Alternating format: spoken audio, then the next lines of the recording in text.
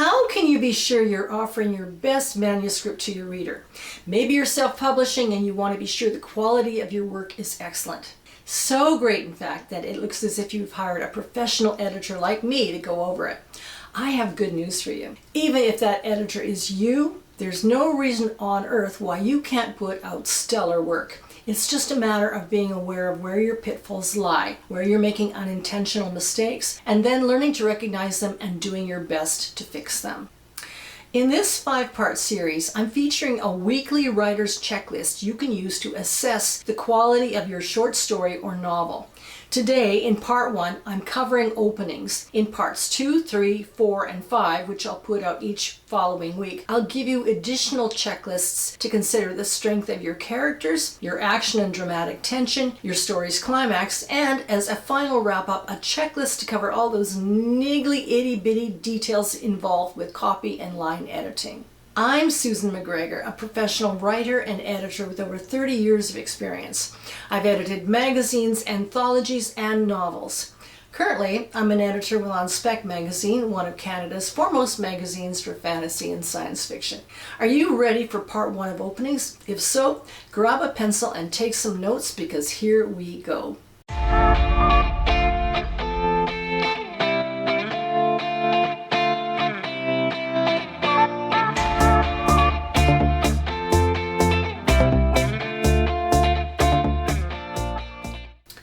Openings, one of the most crucial aspects to your novel or short story.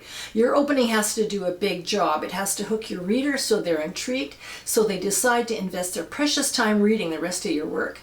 I mean, let's face it, we all love our own stuff, admit it. But to become a solid writer, you have to look at your own work as objectively as possible. You need to be honest with yourself and you need to look at your prose with a critical eye. So how do you develop that critical eye? Okay, you've got to ask yourself some hard questions.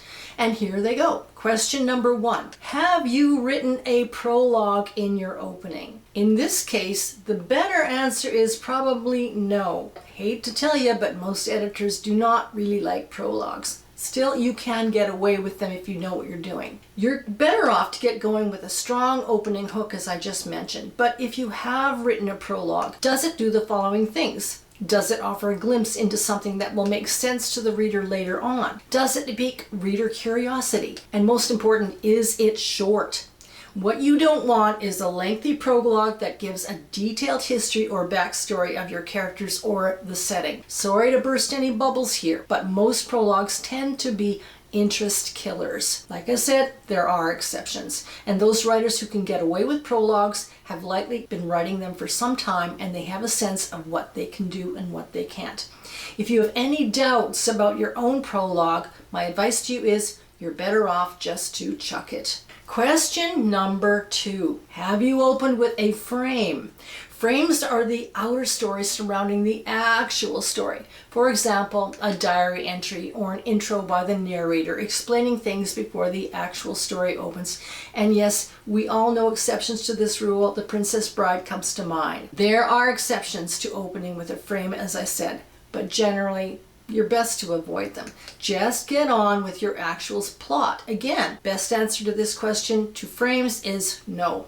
No frames. Question number 3. Does your opening have a strong reader hook? Okay, this is something that nabs reader attention right away. Can you describe this hook in a paragraph or 2? A good hook offers a reader any number of things. Generally, it's an issue or a problem of some sort. It's a quirky saying where they make a provocative first opening paragraph. It's something that intrigues your reader right away. Is danger a possibility in your opening hook? Is loss a possibility for your protagonist? In a humorous story, is your protagonist inconvenienced in some way that is funny to the reader but not funny to them? Any yes answer to these questions is a good thing. Question number 4. Are you writing in third person limited, he, she, etc., or first-person point of view. I did this, I did that, I think this.